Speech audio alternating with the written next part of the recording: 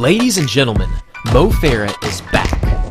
In the Brussels Diamond League meeting, we just witnessed a new world record for the men's 1 hour run, and this new record was achieved with absolutely incredible execution. Now, the previous world record for the 1 hour run stood at 21,285 meters, and this time was achieved by Haile Gebrselassie back on June 27th of 2007. This time equates to an average pace of 4 minutes and 32 seconds per mile, or 2 minutes and 49 seconds per kilometer. Indeed, this time is a very challenging record to beat. However, Mo Farah is clearly in unbelievable shape. For the start of this race, a total of 5 pacers pushed to the front, while Mo Farah, along with his training teammate Bashir Abdi, calmly settled into the middle of the pack. And then, less than 1 minute into the race, a new technology was unveiled. And no, I'm not talking about the flashing lights inside the track that show the current world record pace. I'm talking about the new computerized hologram runner that shows the current world record. At first, I was a little bit hesitant about this new technology. However, as the runners continued through this 1 hour performance, it honestly grew on me with every single lap.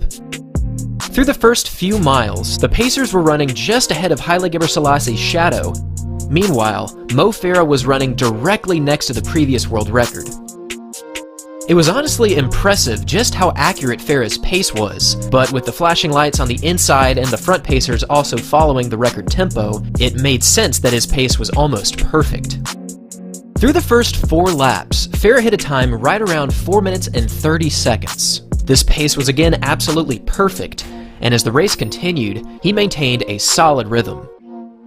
Lap after lap, these runners continued splitting 400-meter intervals right around 67.75 seconds. And as they approached the first 5 kilometers, they were still directly next to Gebrselassie shadow, and running in a very comfortable fashion was Mo Farah. Through the first 5K, the field split a time of 14 minutes and 5 seconds. This pace looked very easy for the majority of the field, but soon after this first 5K split, the field saw multiple pacers drop out of the race. This was quite concerning, given that the pacers were supposed to remain running for the first 30 minutes. However, both Farah and Abdi continued running in a very relaxed way. From 5 kilometers through the first 10K split, the field saw the ghost of Gebrselassie go slightly ahead, but this wasn't really a huge concern, especially given that Farah is known for his very fast closing speed at the end of his races. At 10 kilometers, both Farah and Abdi split a time of 28 minutes and 11 seconds, and through this split, they were the only racers staying with the front pacer. At this point, it was hard to believe that they weren't even halfway through the race, but it was still quite evident that both runners were quite relaxed, which meant that they were definitely ready to attack this record. Through 30 minutes, the ghost of Gebrselassie was slightly ahead of both Farah and Abdi, and even though there was still over 10 kilometers of running left, there was concern that the record was slowly starting to slip away. By 35 minutes, the front pacer had officially dropped out, leaving both Farah and Abdi to race by themselves. Through 12,400 meters, Farah was now even further back from the world record, and at this point the pace was now closer to 68 seconds per lap, instead of the previous 67.75. For this kilometer from 12,000 through 13,000 meters, both Farah and Abdi split a time of 2 minutes and 54 seconds, and it was at this point that real doubt was raised.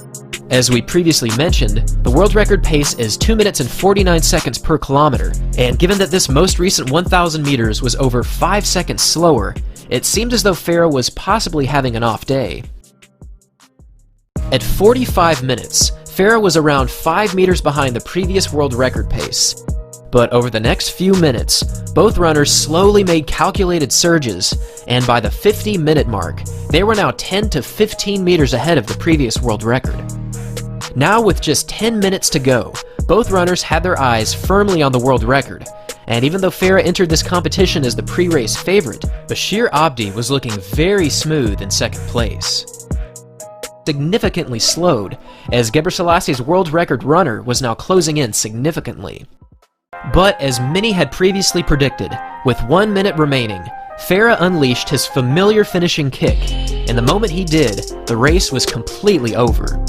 Now powering away into new record territory, Farah dropped both Abdi and the previous world record, and after running hard for 1 full hour, he managed a total distance of 21,330 meters, which improved on the previous world record by 45 meters.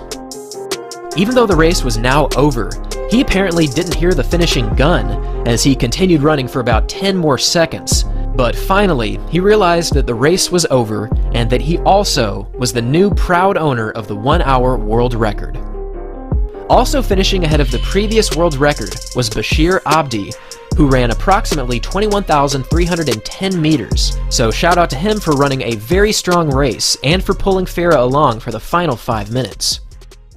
This race was yet another confirmation that Mo Farah is always a real threat on the track, and with yet another brilliantly paced performance, he is certainly a medal threat for the Tokyo Olympics.